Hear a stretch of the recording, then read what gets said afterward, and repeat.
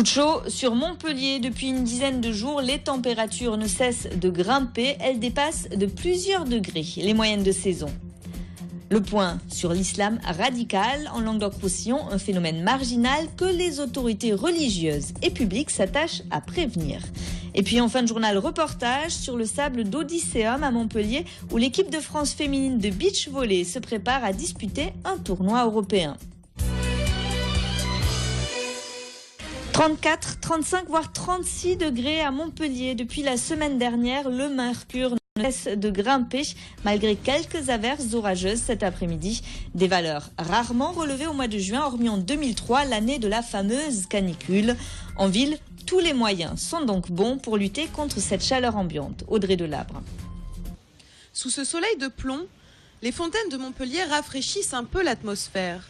Depuis le début de la semaine, les températures sont nettement supérieures à la normale, entre 5 et 10 degrés de plus que la moyenne. L'occasion de flâner en terrasse ou de faire trempette, mais cette chaleur est difficile à supporter, surtout en ville. Disons qu'on est habitué à plus frais au Québec. Et c'est difficile de se promener partout et d'apprécier toutes les belles choses qu'il y a dans la ville parce c'est épuisant la chaleur, à nos âges en tout cas. Pour les petits aussi. On sait plus, déjà, on ne sait plus comment les habiller. Il faut, on va dire, moi, en tant que maman, je lui donne le bain le soir pour essayer de le rafraîchir. Pour ma part, c'est pareil, le petit, il a du mal à dormir avec cette chaleur-là. Autrefois, j'adorais la chaleur, mais quand on prend de l'âge, la chaleur, on n'aime plus. Si les températures sont élevées, c'est parce qu'une bulle d'air chaud venue de l'Afrique du Nord stagne au-dessus de notre région. On ne rencontre un mois de juin aussi chaud que tous les 5 à 10 ans, mais cela ne prédit pas forcément un été caniculaire.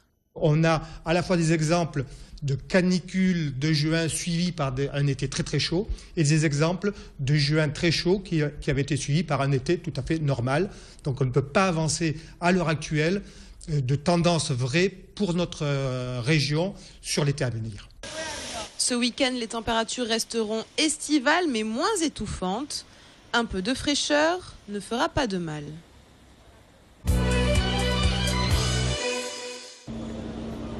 Un incendie a ravagé un restaurant près des Halles Castellane au centre-ville de Montpellier. Le feu a pris vers 11h dans la matinée, vraisemblablement dans les cuisines. L'incendie s'est propagé aux 4 étages de cet immeuble qui n'est pas destiné à l'habitation. Une trentaine de sapeurs-pompiers de la caserne de La Paillade sont intervenus, notamment au moyen de la grande échelle. On nous a appelé vers 11h pour le feu de restaurant qui s'est propagé donc, du rez-de-chaussée jusqu'au 4e étage. Mais les 4 étages, ce ne sont pas des appartements, ce sont des annexes du restaurant. C'est pour ça que le feu s'est propagé très rapidement, puisqu'il n'y avait pas de recoupement, pas de victimes. Nous avons 6 sapeurs-pompiers qui ont été légèrement blessés, principalement des coups de chaleur, vu la température extérieure. Le pôle régional de lutte contre l'islam radical s'est réuni aujourd'hui à l'initiative du préfet de région. L'occasion de faire un point sur la situation en Languedoc-Roussillon, alors que l'imam et recteur de la grande mosquée de Montpellier constate l'existence d'un islam radical au sein de la communauté musulmane locale. Les détails, Mouadelia Kabi et Olivier Roiran. Aux côtés du préfet de région, le procureur général de Nîmes. Les deux pilotent le comité du pôle régional de lutte contre l'islam radical qui se réunissait aujourd'hui. Le but, anticiper la radicalisation des jeunes en accroissant notamment la synergie entre tous les services de l'État.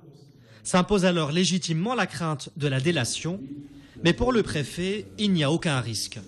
Il y a bien sûr ce risque, c'est pour ça que le numéro vert qui a été mis en place par le ministre de l'Intérieur et qui marche bien, et les appels sont triés par une cellule spécialisée au ministère de l'Intérieur, et c'est simplement après tri que les signalements redescendent vers les préfets, de façon à éliminer les dénonciations ou les signalements grotesques ou aberrants.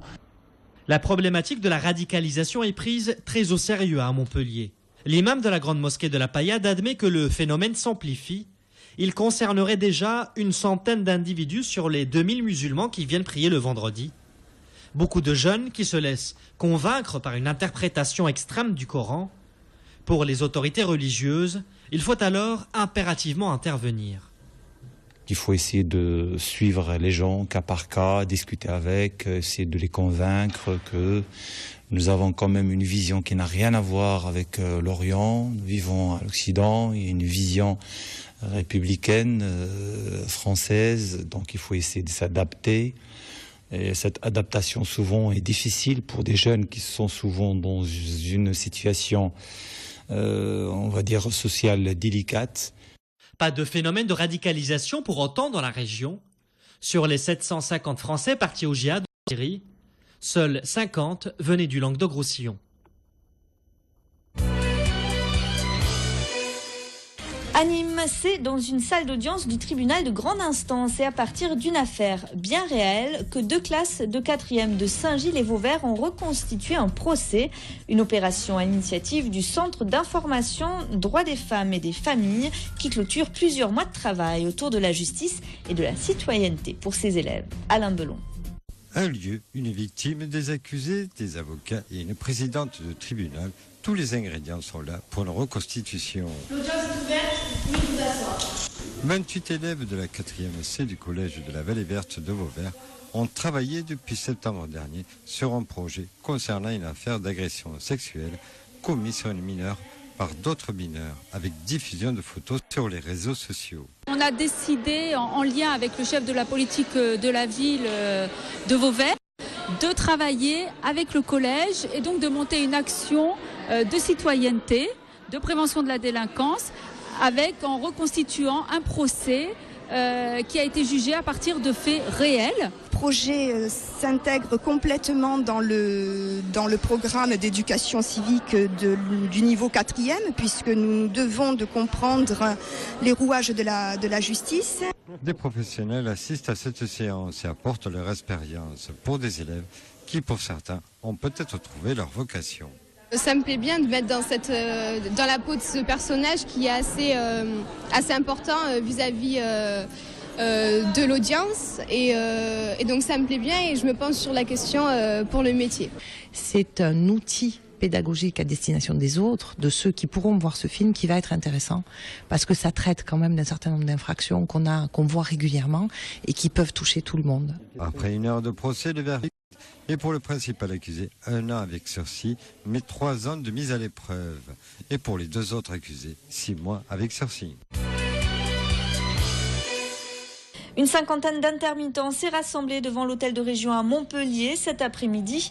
Mobilisés contre la nouvelle convention d'assurance chômage qui doit prendre effet au 1er juillet, ils ont reçu le soutien du président de région et de Josiane Colleret, l'élu en charge de la culture au conseil régional.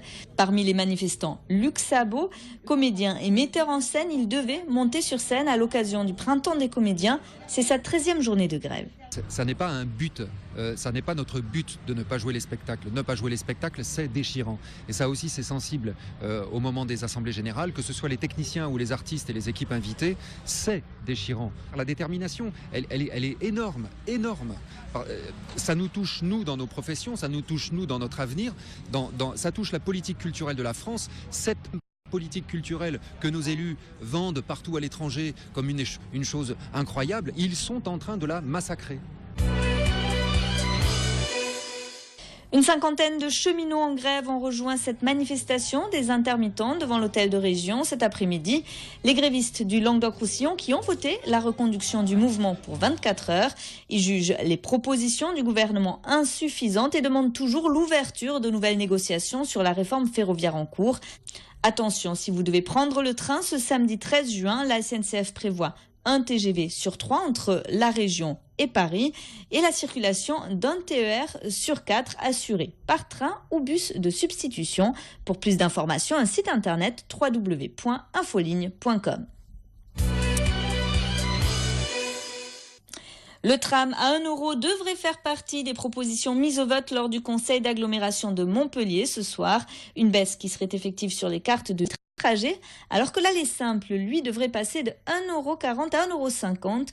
Une session à suivre en direct sur le site internet de votre chaîne locale www.mediadusud.fr. De la détente et du haut niveau à l'affiche du 10e Montpellier Beachmaster. Depuis lundi et jusqu'au 21 juin prochain, le théâtre Hélios à Odysseum fait office de terrain de beach volley. Les tournois amateurs se succèdent avant d'entrer dans le vif du sujet. Du 18 au 21 juin prochain, les meilleures équipes européennes féminines s'affronteront sur le sable d'Odysseum. Reportage à l'entraînement, Julien Dreski. Montpellier vit aussi au rythme du Brésil.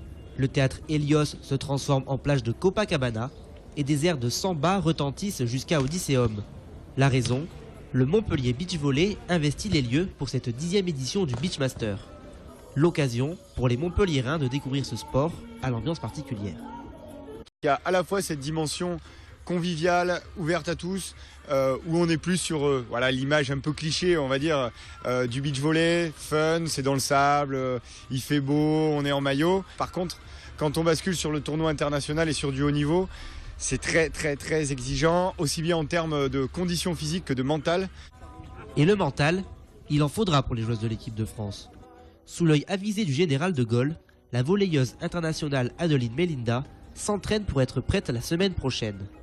Pas forcément favorite dans le tournoi, les filles de Stéphane Canet comptent sur la chaleur du moment pour surclasser leur adversaire nordique. On va le transformer en force pour toutes les filles qui viennent, les Allemandes, les Autrichiennes, qui elles ont plutôt l'habitude de jouer sous la pluie et dans les endroits froids. Là au moins, on va leur faire prendre des coups de soleil et on va voir si elles résistent aux coups de soleil. Lors de cette compétition, les équipes internationales tenteront de gagner des points synonymes de qualification pour les Jeux Olympiques de Rio 2016. Rêve que tout joueur de beach volley veut voir se réaliser.